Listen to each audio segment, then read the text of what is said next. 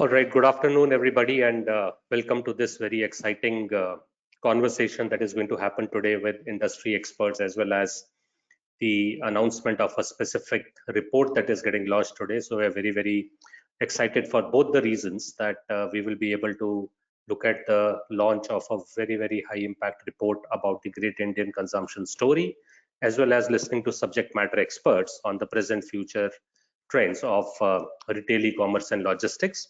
My name is Rishi Kapil. I'm a college professor and a former CXO. I will take a minute to introduce all of us to the topic at hand and then introduce our subject matter experts, followed by the conversation and continuum of the program that we have over the next 1 hour. If you have any questions, there is a question box that is open, so please feel free to put your questions over there and we'll try our best to address them as an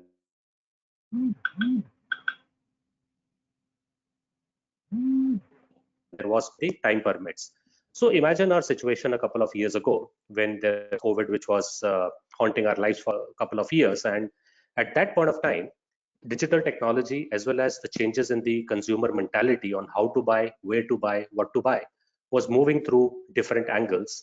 And it also led to a lot of strategic moves within physical retail and the e-commerce industries.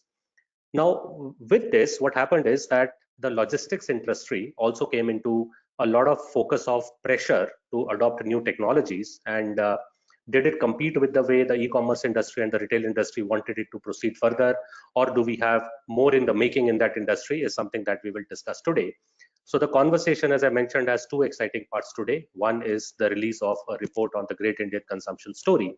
And second is a deep conversation with subject matter experts on how the retail, e-commerce and logistics industry has shaped up, is shaping, and will shape up in the future.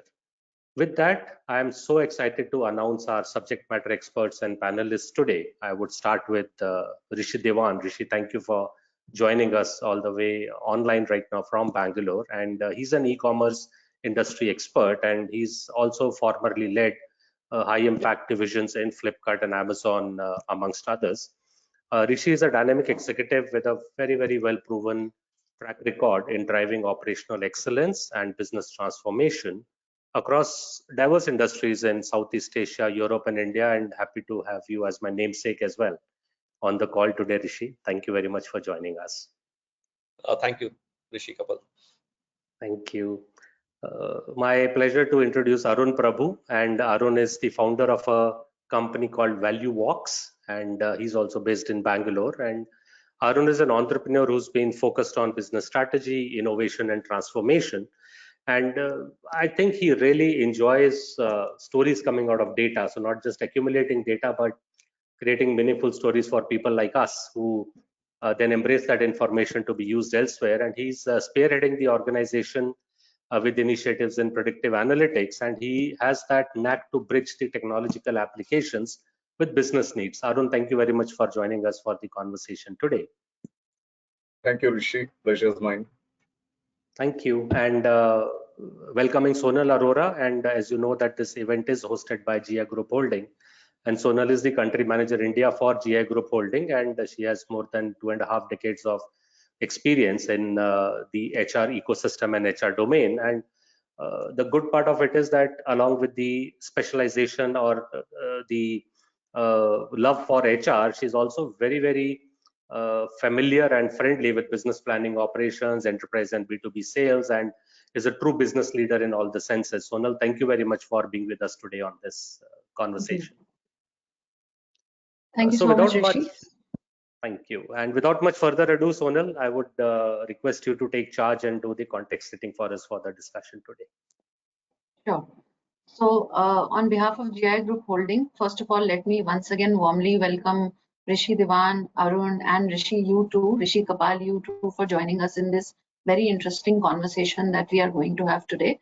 Of course, as you rightly said, the purpose of this webcast is twofold. One, we will formally release the research that for the last 4 months, GI and Value Works together have been conducting to get some very interesting and meaningful insights into how the growth trends and the business trends in the retail, e-commerce and logistics sectors have been shaping up over the last few years.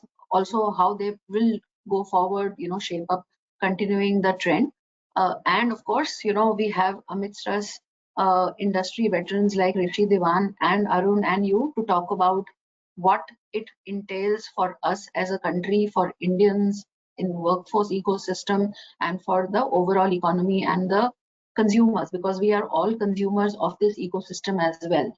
And hence we decided to call this research as the Great Indian Consumption Story, because that is what it is. It is a story of which we are all a part of. We are all characters in the story. Some are maybe leading characters, some like us are supporting characters, but I think at GI Group we are extremely delighted to be a part of this story. So coming to why GI Group decided to go ahead with this industry report and why specifically this sector. So let me just step back and tell you a little bit about our organization. So we are an HR services and HR ecosystem provider for corporate clients across more than 50 countries in the world. So in whichever markets or countries we operate, our impact comes from connecting people to organizations by way of facilitating a labor market that takes care of the needs of the talent as well as the needs of the societies and the business organizations in that country or that community. So for the last several years, that we have been operating in India, and especially in the last 4-5 years, as an organization that connects this talent to corporate organization, we have sort of had a front row view of what's happening in these industries. So we have personally witnessed the sheer, I would say, vibrancy, dynamism, the energy of the retail and the e-commerce and the logistics sectors in India, the challenges that these sectors faced during COVID, how they were able to rise above them, and how they are continuing to show this resilience and contributing to the overall growth and surge of the Indian economy. So with this context, we said, okay, let's also step back and understand what is it that has happened so far, what are some of the growth trends that will continue in future, what are the challenges that the players in these sectors face, and what maybe together as a community we can do to deal with them. But the first step is to know where we stand and what are the areas that we need to address. So ultimately this is what the report focuses on. So let me not come between you and the report, and I think I'll hand the center stage back to you, and then you take it forward in terms of key findings of the report with Arun. Thank you very much, Sonal. And yes, I believe the 150 odd people on the call would like to listen to Arun on where is the report headed. And while I could just glance through it, it was so amazing to see that it is not just about the sectors, but also how the gender plays into consumptions and likes of it. So it's so thought-provoking in terms of what the report brings. And I would request Arun to break the suspense for us. And since the retail, logistics, and e-commerce sector is so closely linked to the job market as well, we at an academic level will also have a lot to gain on what new skill sets should be imbibed and embraced into the ecosystem for people to succeed in their own career in this sector. So Arun, over to you. Thank you very much for this humongous effort, and we all are so excited to listen to you about what the report has to convey. Thank you. Thanks again, Rishi, and thank you for the kind words. Yes, a lot has gone into this report, not just from the ValueWorks team, but also from the GI Group India team. And I'm proud to say that, we are happy with what we are putting out today. And I'm happy that Sonal also had a view that the report has accomplished its objectives. Having said that, we wait for market and media validation, and I'm happy to take you all through some salient highlights of what this report has to present. Over the period of the last 3 years, we've seen, anecdotally, each one of us has seen stores springing up in our cities and our towns, okay, and people thronging to these stores. Likewise, we've also been part of the community which is, deploying apps and tasks being sent out to app companies, apparel and all kinds of stuff being ordered through our mobiles and websites.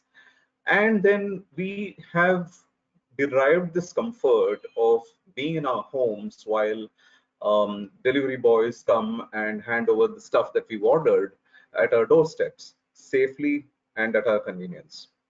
Now, all of this, led us all to believe that there's something going on in this ecosystem comprising retail, e-commerce, and logistics. We need to see what really is going on. We need to see whether what we are seeing anecdotally is supported by data, okay? And then we saw a tremendous opportunity to tell a story, when the data came across. So we carried out, besides some amount of literature review that we did to look at, how the industries are shaping up, and some of the hypotheses that we had, were they supported or not. Beyond that, we went across to more than 1,000 organizations, okay, and split between these three industries, and we looked at, how they see their own growth having happened over the last 3 years and how they see it, going forward. Based on this survey, we found that nearly 90% odd businesses, okay, across these three industries had actually seen a demand surge in their respective industries. And what this translated into is that beyond the initial surge, 34% or a little more than a third of retailers saw that this demand surge got sustained over these 3 years in question. All right. And equally, about 43% of e-commerce and 46% of logistics companies also saw that the initial surge in demand that they saw during the pandemic carried through over the last 3 years. So substantial proportion of businesses have really benefited over the last 3 years in terms of the consumer demand that has risen. Okay, the trigger for this was, in our understanding, that during the pandemic, all of us were, locked down in our homes. Okay, and we used e-commerce apps extensively. Task-based apps got a lot of popularity, and we found this convenience and safety of having to order from our mobiles and then, products being shipped across to us and delivered at our doorsteps. Initially, during the first and the second lockdowns, mostly we were ordering grocery and the bare essentials, okay, and we were all afraid, and therefore these companies, the e-commerce and the app-based companies, offered us safety and convenience. They instituted protocols that match the standards that the government prescribed. Okay, and therefore consumers got more and more familiar, more and more comfortable ordering from the comforts of their homes. Okay, and they went beyond as and when the lockdowns were lifted, and by the time that we had gone through a devastating third wave of the pandemic, I think we were all very, very comfortable ordering for a lot more categories than just the grocery and the bare minimum needs. So people started ordering innumerable number of categories, product categories, different kinds of products, and they found different new brands. Okay, and e-commerce and apps opened the doors to consumers, a whole new set of consumers, in addition to those who are already buying through these apps and e-commerce websites. Okay, found the doorway open to a multitude of products, what we've chosen to call as product proliferation. So there was a true proliferation of products in terms of, what e-commerce companies and app-based companies offered. And on the other hand, consumers reciprocated. They adopted to more and more products, buying more and more products. And therefore, e-commerce sort of, triggered this consumption wave, if I may call that so. And that actually had ripple effects on retail and logistics. And finally, when we gradually came out of the pandemic and fears subsided, okay, more and more people started venturing out, okay, initially there was this way of revenge travel because people hadn't left their seats, people hadn't left their rooms and homes, people had to get out. So there was this, wave of revenge travel. I would like to believe that there is a wave of revenge shopping also taking place. All right. And that means to say that whole new demographics of consumers, okay, are going out there. Okay, no more fearful of getting out. They're venturing out. They've found their freedom in the ensconce of malls and shopping centers. Okay, and it's surprising to note that our findings say that nearly 20% of our retailers that is surveyed, 17%, sorry, can you roll back to the previous? Yeah, 17% of the retailers, okay, believe that more women are shopping today. 16.75 believe that children are thronging the stores, okay, and 16.5% believe that the elderly are also shopping in their stores more than ever before, right? So this triad of women, children, and the elderly forms a new cohort. Okay, this new cohort, okay, is also spending more today. Okay, they're spending nearly 1/5 more than an average Indian consumer in retail today, right? So therefore, the initial surge that e-commerce experienced, okay, and the ripple effects of which retail and logistics were influenced by, okay, seems to have been sustained by this cohort of women, children, and the elderly. It also helps that women and, for example, Gen Z, okay, are so they are supported in this endeavor by remote work, which means to say they don't even they don't only have time at their hands, they're at home, all right, and they have better disposable income, and therefore these people are contributing to this fueling of the retail e-tail ecosystem. They're also tech savvy, right? Over this period of 3 years, consumers in general, okay, have adopted to technology and have become way more smarter than they used to be earlier. So there's a new cohort of consumers and the existing customers all put together, okay, do a lot of research online, okay, find what they want, okay, and they can decide between innumerable channels through which they can order and buy, or walk out and walk into a retail store or a supermarket and buy they want. So the consumers are tech savvy, they're more intelligent, they have better spending power, and more of all of these consumers are also walking into retail or ordering on their apps and e-commerce and having more and more delivery personnel coming and delivering at their doorsteps. Okay. On the other hand, businesses have invested more and more in technology, especially during and after the COVID pandemic, right? Nearly half of all retailers consider technology as the prime driver of their business. So it's not just a hygiene factor.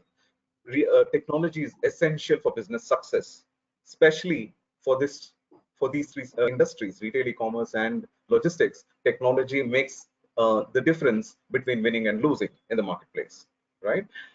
For example, the e-commerce respondents that we surveyed, okay, the ones that were highly successful over the period of time in consideration, the last 3 years, okay, they invested substantially in technology.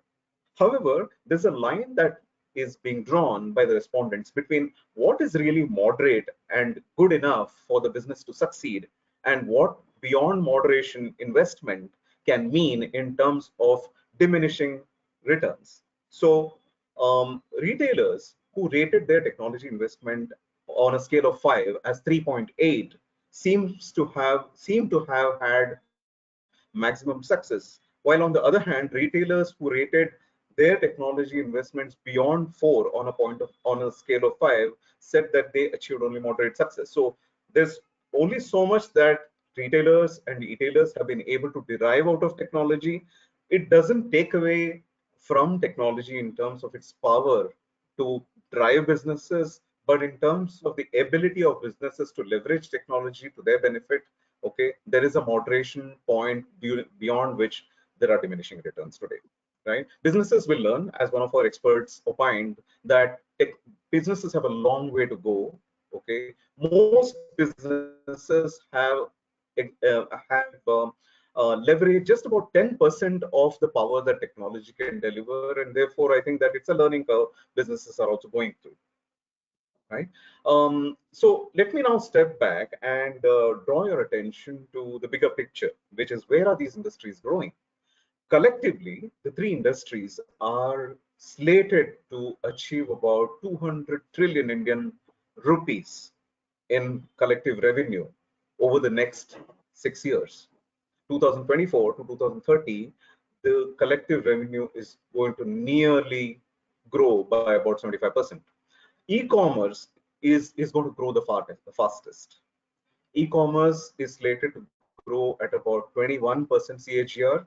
Retail is growing on a much wider base. The base for retail is enormous. If while we are focusing on modern retail in this report, if you include the mom and pop shops as well, India has a base of more than 2 crore stores, okay, which is greater than the population of some of the European countries. So on that kind of base, retail is growing at around 7.8% CAGR, which is tremendous. And on the other hand, logistics is also picking up pace. Logistics in terms of technology leverage, as we will see soon, lacks the kind of punch that retail and e-tail are having to manage. But then still, logistics is slated to grow about 9.5% CAGR over the next 6 years. So if we can move to the next slide, please. All right. So this cohort that I referred to in the previous slide, the women, the children, and the elderly, alongside the overall consumer base, okay, what kind of products have they been buying? So I spoke about product proliferation, okay, which I would like to believe, okay, was a trigger when e-commerce gained in popularity and more consumers started buying more and more products and services via e-commerce and task-based apps. Okay, but then it's easy to see that it's no longer the bare necessities, okay, and the staple essentials that are attracting the top rupee. Electronics and gadgets is the top billed item across 3 categories, followed by beauty and personal care and fashion and apparel, right? So you see, inherently, okay, the ticket rates of these products is so high that it's easy for one to imagine, okay, putting the volume of consumers thronging the stores and the ticket rates of these products to see where sales are headed, right? So most retailers have seen nearly 21 to 20%, 22% increase in sales over these 3 years, right? Of course, consumers want discounts, and Indians, we are known for, we are bargainers, we want discounts, okay? We emphasize, add to that, to be able to spend the kind of monies that we've been spending, okay, we are doing quite a bit of research. We need to take the research and the information aspects, like one of our experts put it, with a pinch of salt. Okay, experts believe that e-commerce companies, especially because they are driven by information, you have consumer reviews available on e-commerce apps. Experts believe that e-commerce is doing a little bit of disservice in terms of not authenticating the amount of information that is there on the platforms. And if this is done, and if consumer trust grows, experts that we interviewed believe that e-commerce has a much faster trajectory ahead of it, okay? And they also point to consumer trust in terms of ensuring that consumers have the right to avail of good quality information and therefore good quality products. Nevertheless, not minding the kind of constraints that we might have, okay, businesses have been investing not just in technologies but in terms of infrastructure, in terms of the spread, in terms of the reach, right?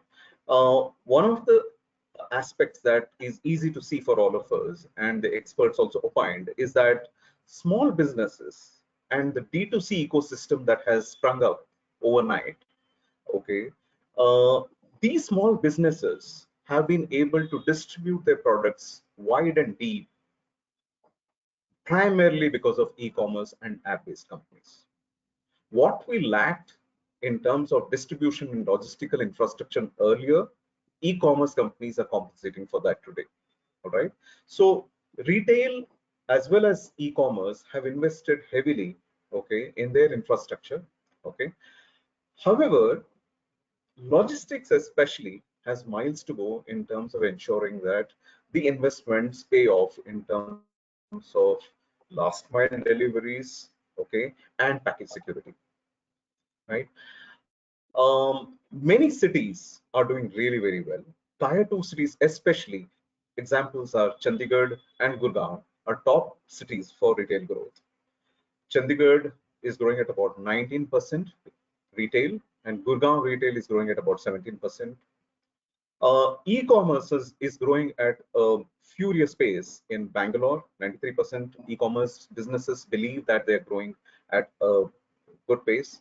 Mumbai 92% and Chennai 88% of the e-commerce players believe that they're growing at a good pace. The challenge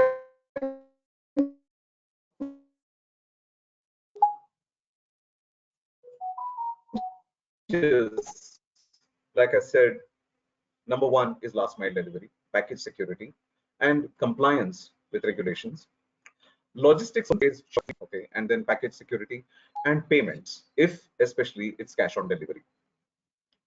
Notwithstanding the constraints, businesses are planning to expand. Retailers are, I mean, all of us must be seeing more and more stores springing up in our cities and towns, okay. Supermarkets and hypermarkets, nearly half of them intend to add more and more stores. So retailers are not just looking at same store sales, right?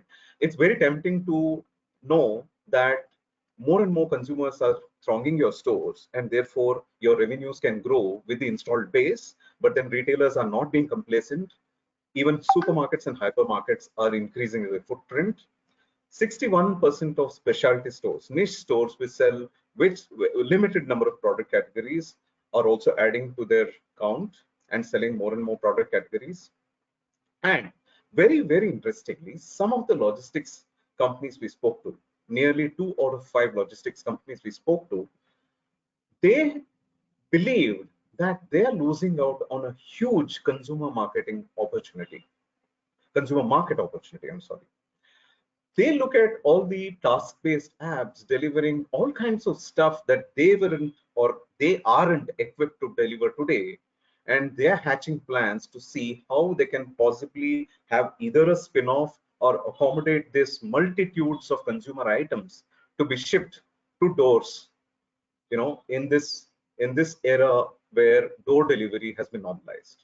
So logistics companies are looking at very, very interesting possibilities of expanding the product offerings and ensuring that they cater to this expanded consumer market.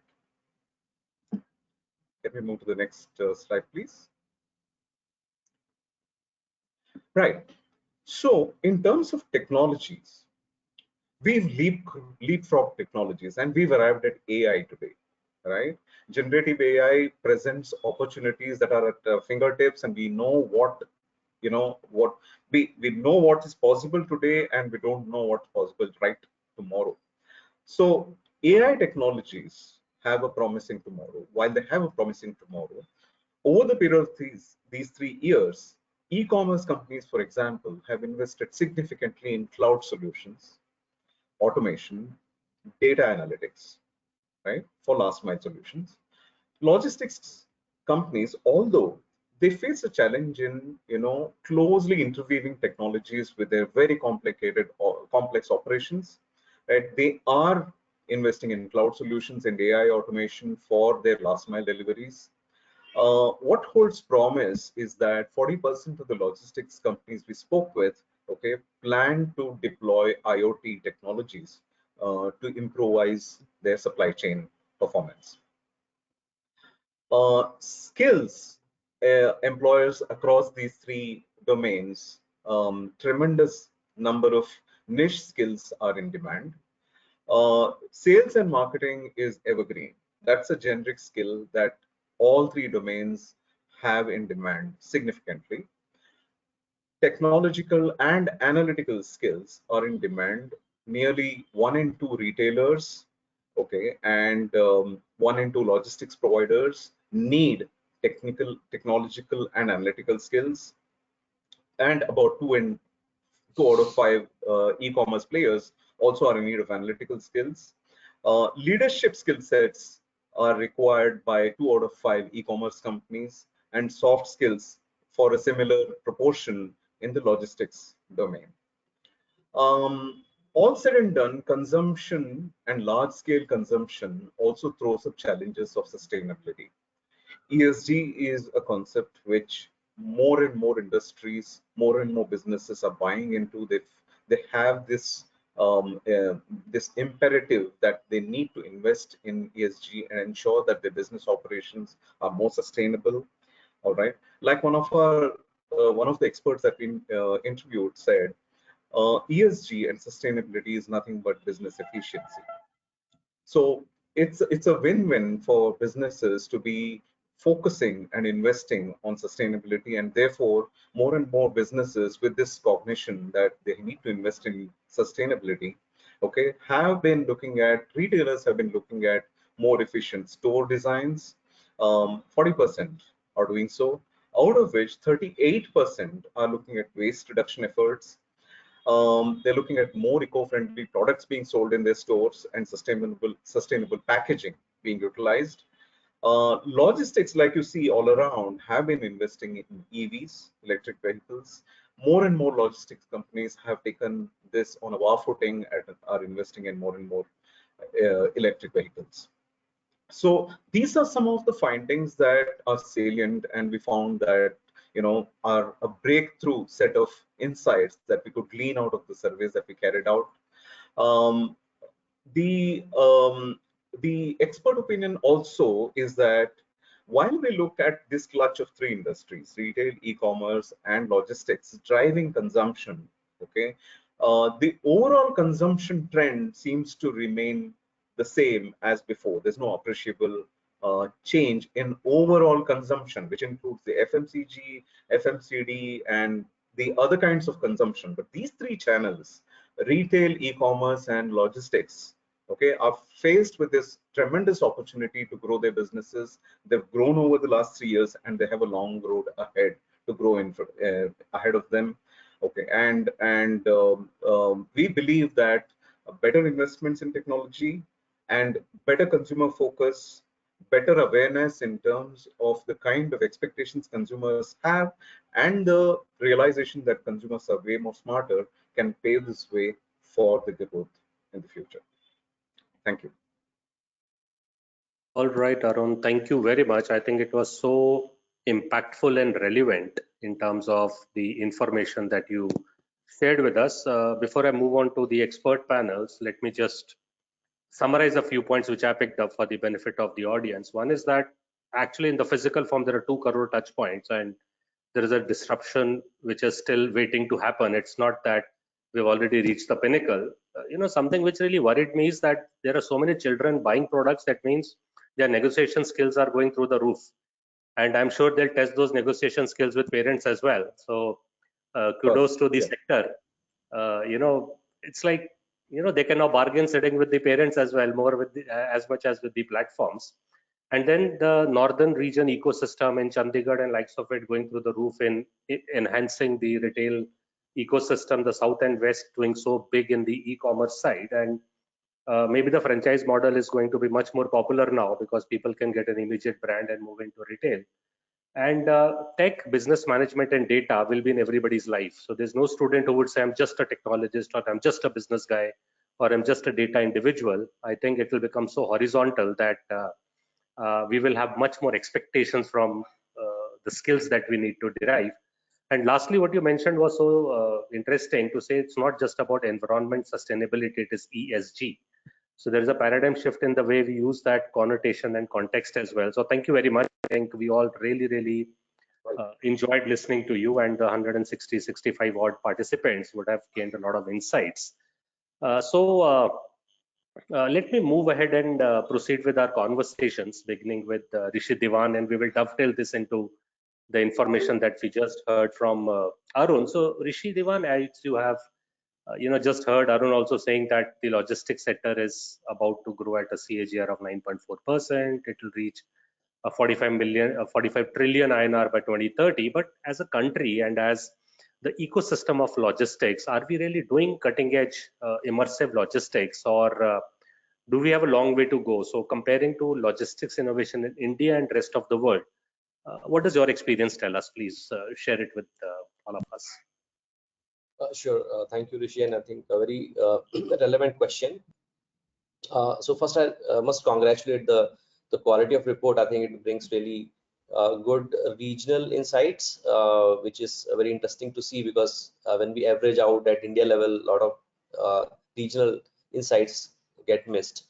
So a good effort there, and a deep one. Now coming to a question, I think there are two parts to it. One which touches upon tech-driven growth, and the second aspect you are looking at is innovation part. So let me first talk about the tech-driven growth. So what the percentage number, the growth number itself, I mean, it's very good number, like close to double-digit number that we're talking about. At the same time, if you also notice macroeconomically, so India is already growing at in excess of 7% or about that, and coupled with the inflationary factors, so this growth number is not a surprise. So in my mind, it is not primarily driven by, let's say, technology or technology driven things, but the foundational part of it is coming from inflationary and consumption story, that the overall consumption is growing, the inflation is taking part in it. But of course, I mean, having said that, I believe that is the real driver, but the technology is playing a role in it. And especially when we look at India versus Bharat, the modern trade, there the technology is playing a role in a very clear way. I think most of us, we are now used to the fast deliveries, the e-commerce wave, and I'm pretty sure that people in this room, I mean, most of us must have experienced in a way, and maybe ordering almost on a daily basis. So it's really happening. It is touching our lives, but overall India is doing well. So that is one aspect. The second aspect you talked about is the innovation. So unfortunately, India, because I'm deep into the logistics sector, and I see the contracts happening with the big players, mid players, both national and international. What I see is that India is growing, and one of the reasons India is growing is that it is very frugal in terms when it comes to cost structures. And therefore, I would say that not innovation are leading it, but yes, frugal innovations are leading it. Because I'll give you one very simple example in logistics industry. I mean, we have been always believing that EV is going to be expensive technology. And in one of my own e-commerce company experience, where I was leading the last mile deliveries, where we would use these Tata Ace size vehicle, 1-ton vehicles, and in that activity we replaced almost 40% of Delhi NCR vehicles with EVs.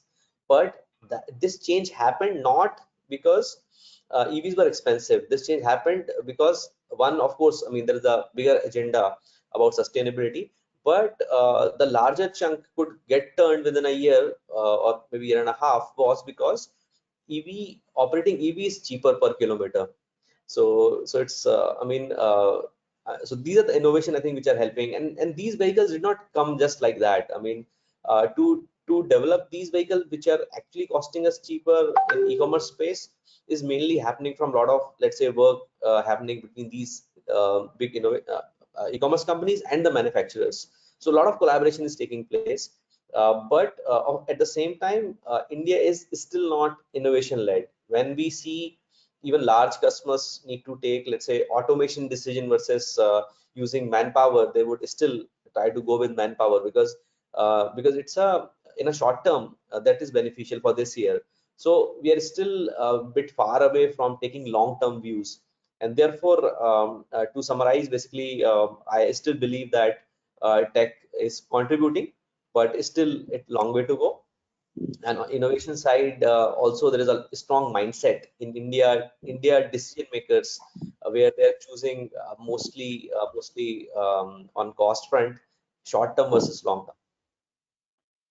Okay, sounds wonderful, Rishi Diwan, as you mentioned, and it also maybe somewhere makes us believe that the buying ecosystem will move from a transactional what do I get today to what is my total cost of ownership. So as you gave that example of the EV, that over a period of years it was more beneficial, but maybe we are still in the mindset to say what is my immediate gratification. So as Arun's report also probably said that we are fans of discounts, so maybe that is still there to go. And from the job scenario perspective, as again that you mentioned, that are we looking at more human intensive or more machine intensive or innovation intensive ecosystems is a thought out in the open, and maybe it is the right point in which I take the question forward with Sonal, which is more about the job sector readiness and India's growth story or the great Indian consumption story. So Sonal, you have this experience of multiple industries being evaluated on what's happening in the job scenario. So if physical retail, e-commerce and all the associated sectors, logistics, supply chain is going through a transition as well as an explosive growth, what measures are necessary for ensuring that the job sector is ready to manage this expansion? And is there also some change in the gender dividend that is going to happen in the retail logistics job sector? So, I mean, any thoughts on that will be highly welcomed and appreciated. Sure. So, Rishi, I think since this industry is going through rapid growth, what we have observed, and this is not specific to retail, e-commerce or logistics, typically whenever any industry or any sector or any company for that matter goes through rapid growth, during the growth phase, the most critical priority is I have a talent need, how can it be best addressed? And as Rishi said, as Indians, sometimes we tend to be a little bit more short-term oriented than long-term oriented. How can it be best addressed to at least, cater to my current needs? So if you ask me right now, the biggest priority for most organizations in this space is to cater to their current talent need. They have, requirements, they have business growth. A lack of talent obviously impacts that business growth or their ability to capture market share directly. So the focus is on, prioritizing my current talent need. What we see is a little bit, deviation, or rather not deviation, but I would say, this is where the symbiotic relationship between these three sectors, e-commerce, retail and logistics, tends to differ a little bit as well. E-commerce is looking at more experienced talent. Their priority is to hire experienced talent, technical talent. Whereas retail and logistics, because obviously the nature of the jobs they have, which are more frontline in nature, logistics, a lot of retail is about frontline sales. So their priority is to hire, talent which is freshers, more like people who are seeking their first job. Almost 90% of people, applying to these sectors, especially retail and logistics, are within the age bracket of 18 to 30. So obviously, in a country like India, where anyway average age is 29 and almost 1.5 million people enter the workforce every year, definitely retail and logistics sectors are, a good attractive opportunity for many freshers, many young people, particularly now with the penetrations increasing in tier 2, tier 3 cities, for these, youngsters to get their first job. E-commerce, of course, is more about mid-level hiring, because there, a technical expertise is needed. It is more in terms of the platform that you bring where consumers can go and buy. the logistics is handled by either a different company or a different business unit in the same company, or sometimes a different legal entity. So to that extent, the hiring needs tend to, slightly differ. I think where we need to think a little bit long term is that in the next 3 to 5 years, when the industry reaches a maturity stage, then the talent needs, will shift from just having people on board to people who can be productive.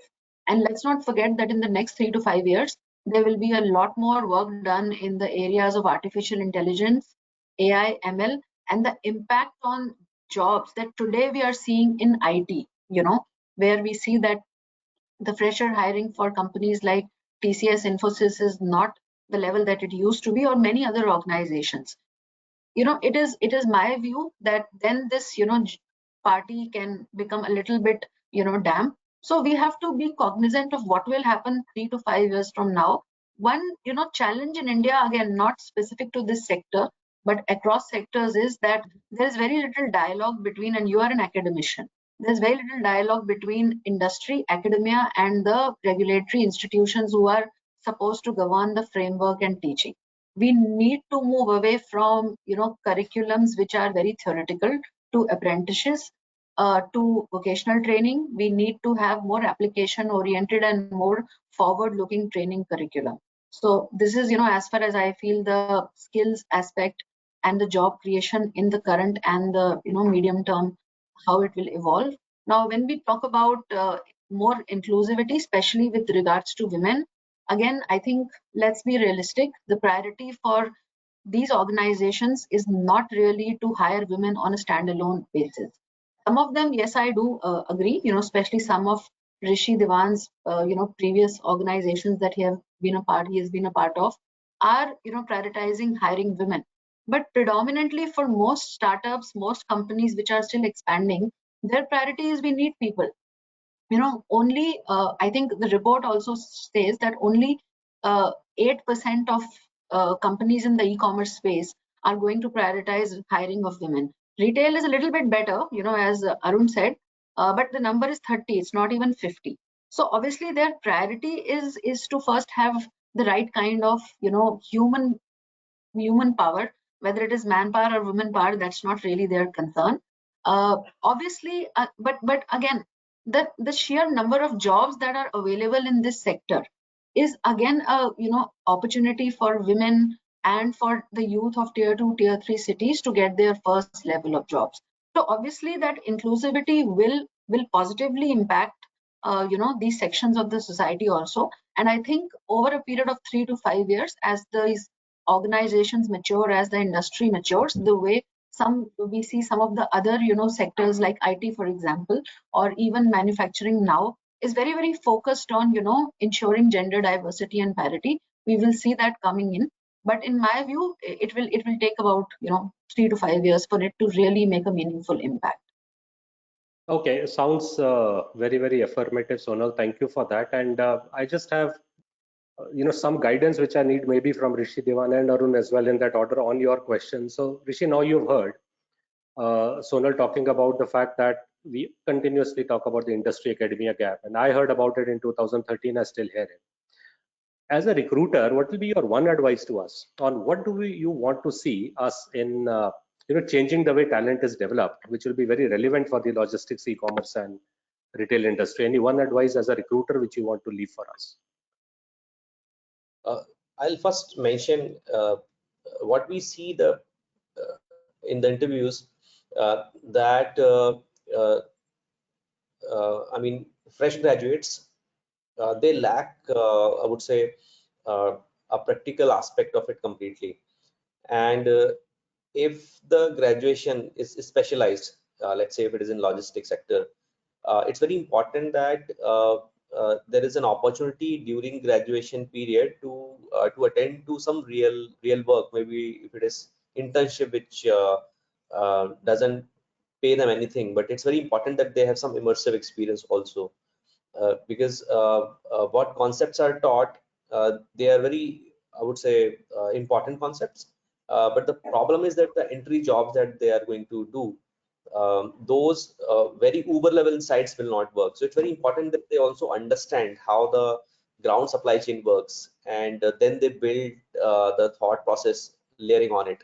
So somewhere that gap is creating that gap between industry and academia, because the practical aspect of things versus reality. So for example, the way a network is designed in an e-commerce space, this is not taught at all in academia. So it's very important that some of these things which are crucial. For example, if you see, we are seeing success of quick delivery, hyper local deliveries, and these are ground innovations. They were probably not existing some time back. So it's very important, probably, to even the leaders within academia to also go and interact with industry and see how these new services are created, what are the new approaches, technology these services are providers are using, like how a Blinkit delivery hub would operate. I mean, it would be a immense learning to first maybe absorbed by the leaders in academia, and then pass that on in direct or indirect way to the students, and that can help a lot. No, thank you so much. And please don't mind if people like me now start giving you a lot of calls to invite you to talk to our students. So please brace for impact. Thank you. Arun, before I come to the question to you, just one part of what Sonal and Rishi Devan said.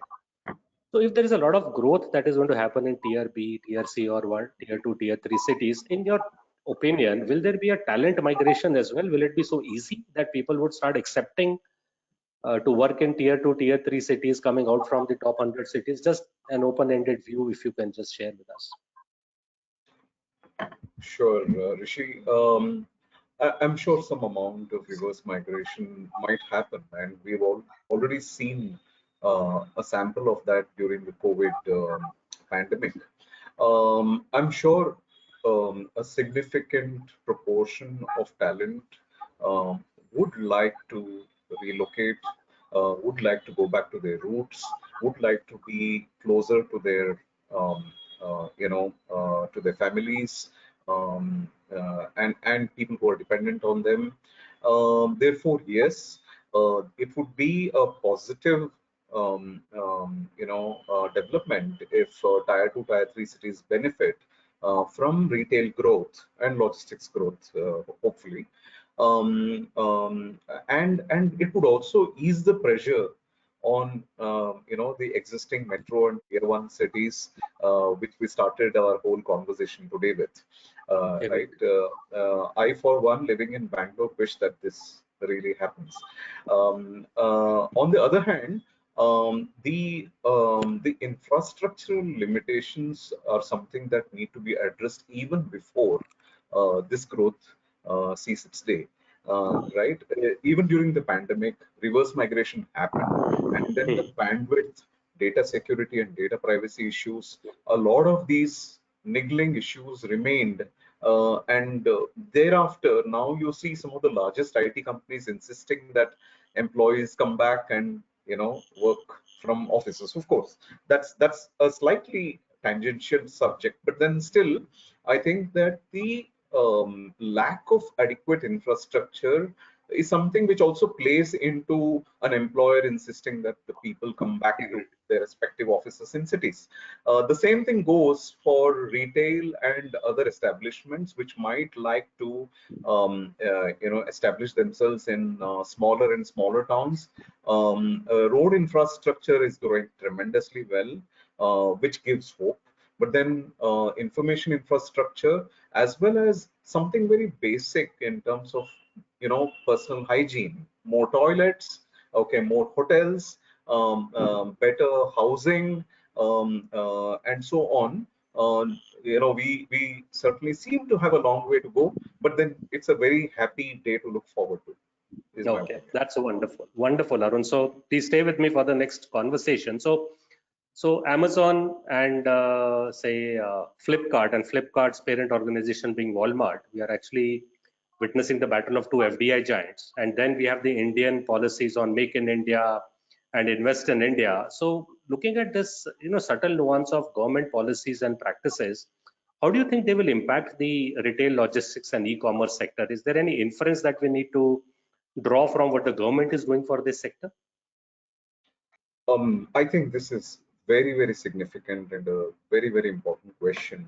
The FDI is heavily regulated in multi-brand retail. Single brand retail is easier, relatively easier, and single brand retail has got even more liberalized because you can have 100% FDI.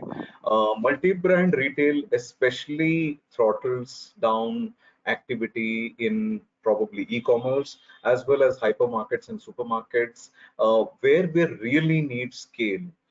We need the kind of vision that some of the global brands in advanced countries have built, and we need to, in my personal opinion, we need to invite foreign direct investment in multi-brand retail so that you have bigger formats, larger players globally coming into India. It's all for the good of our demographic dividend.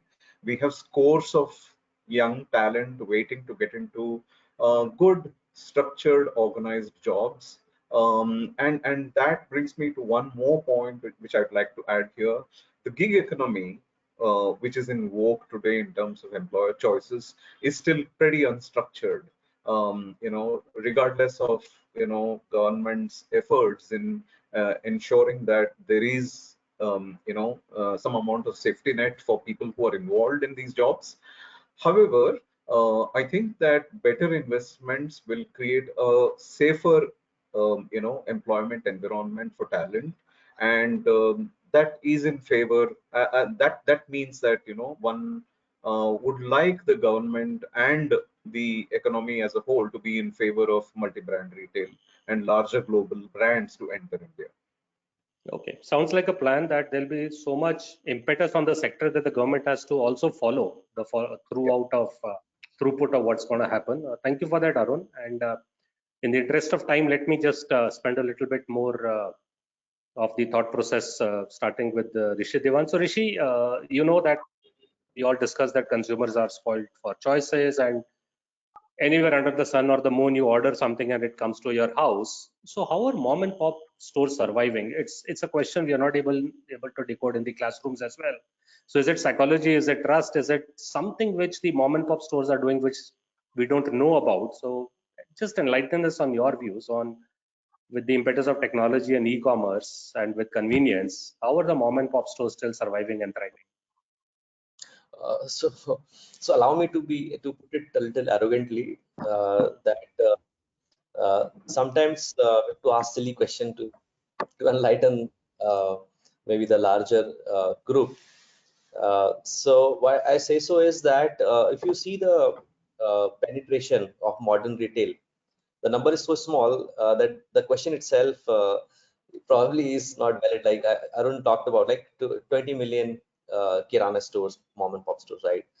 Versus you can imagine the percentage penetration of modern retail to so it is, maybe the order is very different. It is like $1 trillion revenue floating through them versus 8% of e-commerce, right? So it's very small number to say so.